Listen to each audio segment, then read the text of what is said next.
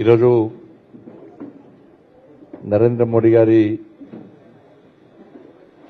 నాయకత్వాన్ని నమ్మి నరేంద్ర మోడీ గారిని తిరిగి ప్రధానమంత్రిగా చేయాలని చెప్పి ఈ దేశ ప్రజలందరూ కూడా ఆలోచిస్తున్న తరుణంలో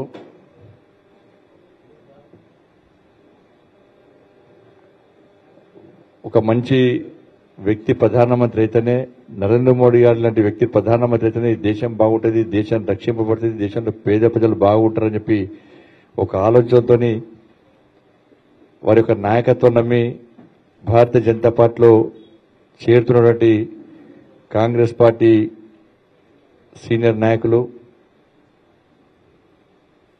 అదేవిధంగా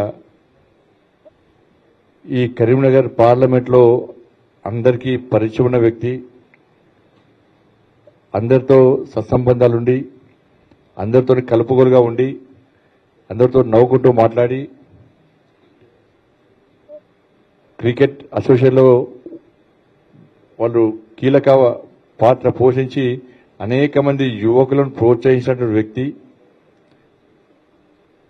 అదేవిధంగా సర్దార్ సర్వాయి పాపన్న స్ఫూర్తిగా తీసుకొని గౌడ సమాజం ఎదుర్కొంటున్న సమస్యల మీద ఇబ్బందుల్లో కష్టాలున్నట్టు ఆ సమాజాన్ని ఆదుకునేందుకు అనేక రకాల కృషి చేసినటువంటి వ్యక్తి. మొన్న శ్రీ కోడూరి మహేందర్ గౌడ్ గారు ఈరోజు భారతీయ జనతా పార్టీలో చేరుతున్న సందర్భంగా, అదేవిధంగా మా అందరికీ సుపరిచితుడు మా బెతుకు భాస్కర్ అన్న. ఒకప్పుడు వీళ్ళందరూ కూడా ఫైటర్స్, వీళ్ళందరూ కూడా ఎక్కడ తప్పు జరిగితే అక్కడ వెళ్లి నిలదీసి ఫైట్ చేసినటువంటి వ్యక్తులు వాళ్ళందరూ కూడా. అటువంటి భాస్కర్ అన్న, అదేవిధంగా చామరపల్లి సంబంధించి సురేందర్ గారు, వీళ్ళందరూ కూడా ఈరోజు భారతీయ జనతా పార్టీలో చేరుతున్న సందర్భంగా పూర్తి సంతోషాన్ని వ్యక్తం చేస్తూ వారు భారతీయ జనతా పార్టీలో చేరడం నిజంగా చాలా సంతోషం. వారు రావడం ద్వారా పార్టీ ఇంకా శక్తివంతంగా తయారయ్యేటువంటి అవకాశం ఉంది.